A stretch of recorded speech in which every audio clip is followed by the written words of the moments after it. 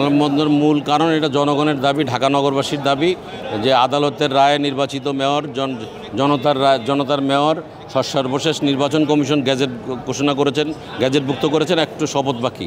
আমরা সরকারের কাছে এই আমাদের মাননীয় নির্বাচিত যে আদালতের রায়ের জনতার মেয়র তাকে যাতে শপথ বাক্য পাঠ করানো হয় এবং তাকে দায়িত্ব বুঝিয়ে দেওয়া হয়। দক্ষিণ সিটি কর্পোরেশনের মেয়র হিসেবে আমরা ইঞ্জিনিয়ার ইশরাক হোসেনকে দেখতে চাই। এই ঢাকা দক্ষিণ সিটি কর্পোরেশনের উন্নয়নমূলক কাজের জন্য জনপ্রতিনিধি দরকার আছে। তো ওই হিসাবে উনি যেহেতু নির্বাচন করে রায় পাইছে, তো এখন আমরা ওনাকে মেয়র হিসাবে নগর ভবনে দেখতে চাই এবং শপথ পড়ে ওনাকে মেয়র হিসেবে দেখতে চাই। আমরা মানববন্ধন হচ্ছে এই উদ্দেশ্যেই, যেখানে প্রশাসক দ্বারা সব চলে না। মানব সেবার জন্য অবশ্যই জনপ্রতিনিধি দরকার, কারণ জনপ্রতিনিধি না দিলে মানব সেবা হচ্ছে না। এটা সব জায়গায়, কারণ প্রশাসক তো সবাইকে চিনে না। প্রশাসক যদি চিনতো তাহলে আমি এর আগেই বলছি ওয়ারিশ সার্টিফিকেট নিয়ে হয়রানি হইতো মানুষ। এই ওয়ারিশ সার্টিফিকেট নিয়ে হয়রানি হয় কারণ প্রশাসক তো ব্যক্তি চিনে না।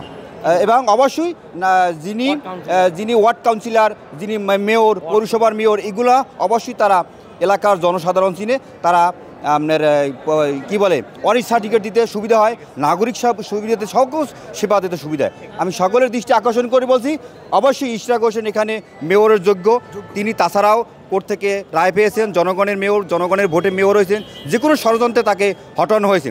যেহেতু সে কোর্টের রায় পেয়েছে, অবশ্যই তাকে ঢাকা দক্ষিণ সিটি কর্পোরেশনে মেয়র হিসেবে দিলে আমার মতে ইনশাল্লাহ ভালো সেবা হবে।